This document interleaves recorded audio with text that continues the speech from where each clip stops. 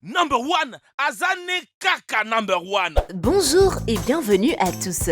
Le cerveau humain est plein de mystères et de potentiels cachés. Les scientifiques l'étudient depuis des centaines d'années et ils ne seront probablement pas en mesure de dévoiler tous ces secrets. Mais nous savons pertinemment que le cerveau est responsable de nos sentiments, nos réactions, de nos émotions et de nos pensées qui peuvent souvent être imprévisibles. Aujourd'hui, nous allons vous montrer quelques expériences sociales très intéressantes qui nous en diront un peu plus sur les particularités de notre cerveau. Mais avant de commencer, pouvez-vous répondre à cette question ? Je ne respire jamais, mais j'ai beaucoup de souffle. De quoi s'agit-il ? Signifiez-le nous dans vos commentaires. Alors, c'est parti.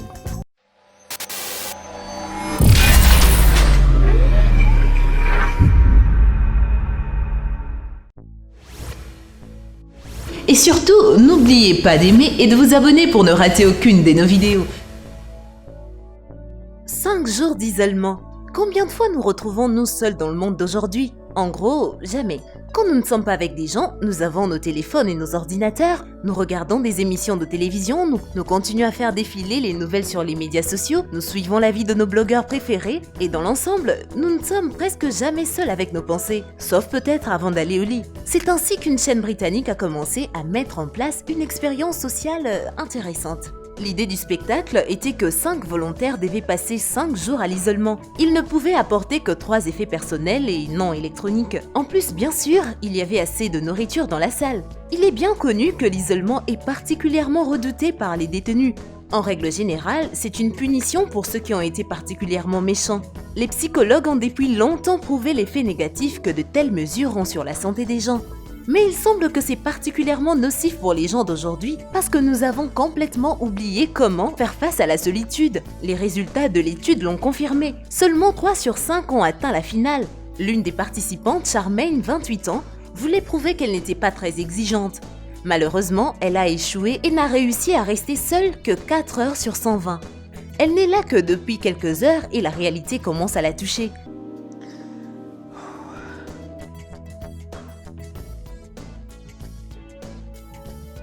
Un autre participant, le présentateur de télévision Georges, a survécu un peu plus exactement 24 heures. À un moment donné, il a commencé à ressentir une anxiété insupportable à cause de l'ennui qui le rongeait. Selon lui, le pire dans cette expérience, c'est qu'il n'a pas compris l'heure qu'il était. Dans l'isolement, les gens perdent rapidement la perception du temps. Je crois que Georges se sentait impuissant. Je suppose que je n'ai jamais vraiment fait la paix avec où j'étais. J'ai toujours eu un œil sur la porte pratiquement tout le temps. Je me disais juste il faut que je sorte d'ici, il faut que je sorte d'ici, il faut que je sorte d'ici. Seulement 3 personnes ont atteint la fin de l'expérience, Lloyd, Lucy et Sarah. Pour la dernière fille, ce test était particulièrement difficile. Après 72 heures, elle a commencé à halluciner et à parler toute seule. Lloyd a piraté l'expérience en utilisant une tactique intéressante. Il a commencé à parler aux caméras. Au moins, il avait l'impression de parler à quelqu'un, mais la meilleure expérience était Lucy. Elle dessinait pour tuer le temps.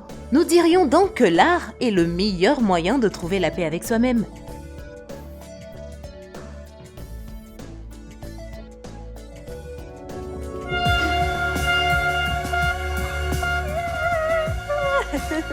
Oh my God. How you doing, Sarah? I'm okay, how are you? I'm alright, I'm George. La pensée positive. Vous avez probablement entendu la théorie selon laquelle les pensées sont tangibles au moins une fois. Quelqu'un y croit sincèrement. D'autres le considèrent comme un no-sens anti-scientifique. Peut-être que cette expérience fera changer d'avis à quelqu'un. 2 personnes ont participé à cette expérience, une fille qui n'avait jamais joué au basketball de sa vie et un gars qui était très doué pour ça. Voici la première partie de l'expérience. D'abord, la fille a essayé de faire 10 lancers réguliers à partir de la ligne de lancer franc. Oh, close. Elle n'a rien marqué du tout. Ensuite, elle avait les yeux bandés et elle a dû lancer la balle sans rien voir. Encore une fois, elle n'a pas marqué. Mais voilà le truc, il y avait une foule des gens qui la soutenaient activement et qui prétendaient que ses tirs étaient très bons et qu'elle avait même marqué. Maintenant, on lui a retiré le bandeau et elle a dû faire 10 tirs de plus.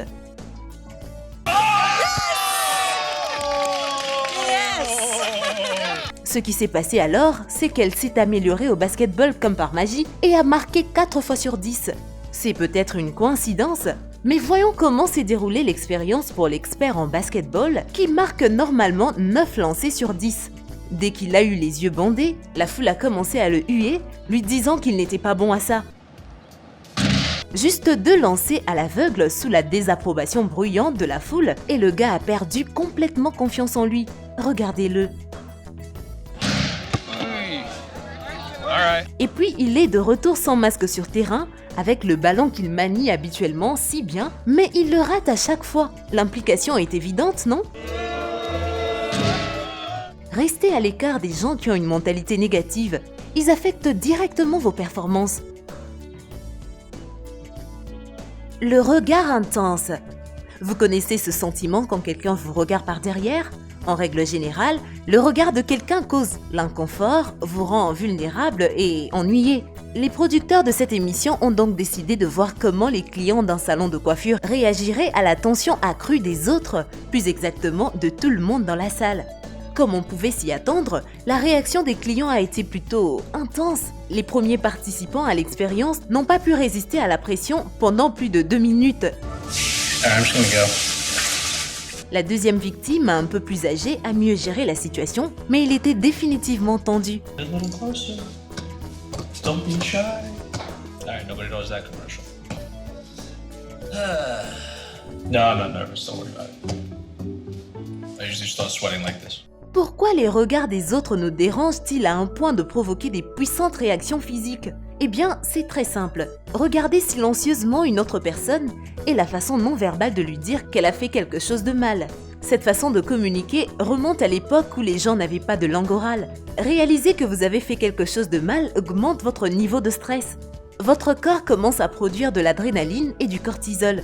C'est ce qui provoque des réactions comme l'augmentation de la fréquence cardiaque et une respiration plus rapide ainsi qu'une transpiration excessive. La jalousie. Le cerveau humain est 100 fois plus complexe que celui d'un chien. Mais sommes-nous si différents des chiens en termes d'émotions ? Les créateurs de cette expérience sociale ont décidé de tester les réactions des enfants et des chiens face au manque d'attention. Il s'est avéré que leurs réactions étaient très similaires. Dans la première partie de l'expérience, les mères ont joué avec leurs enfants et ont ensuite été distraites par quelque chose comme un appel téléphonique. En général, cela n'a pas provoqué de réaction négative de la part des enfants jusqu'à ce que leurs parents commencent à jouer avec une poupée. Vous pouvez voir leur réaction sur la vidéo.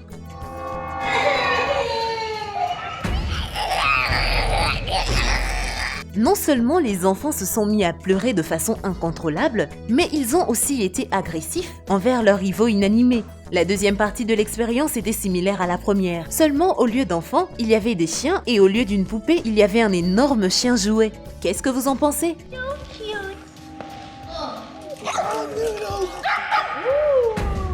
La réaction du chien n'est pas différente de celle des humains.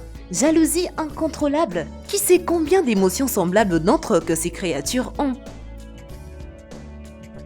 Le prix est-il important ? Bien sûr, les gens ont tendance à aimer les choses chères parce qu'elles reflètent leur statut social. Dans le monde d'aujourd'hui, l'argent a tellement d'importance qu'il nous empêche parfois de penser clairement. Cette expérience en est la preuve. On offre aux gens 2 gâteaux différents et ils doivent dire lequel est le meilleur. L'un coûte 15 $ et l'autre 55 $.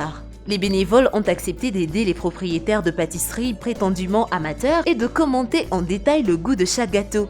D'abord la moins chère. Personne n'était ravi du gâteau à 15 $. Tout le monde y a trouvé des défauts. Voyons maintenant ce qu'ils pensent du dessert qui est presque 4 fois plus cher.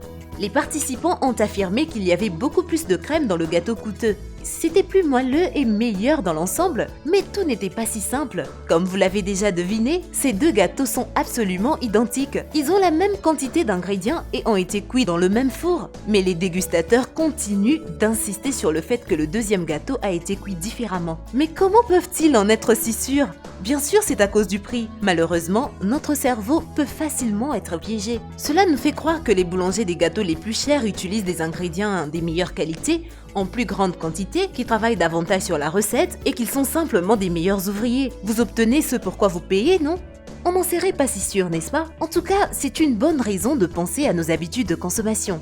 Eh bien, c'est tout pour la vidéo d'aujourd'hui et j'espère que vous avez vraiment aimé. Alors, pour répondre à la question posée, c'est l'aspirateur.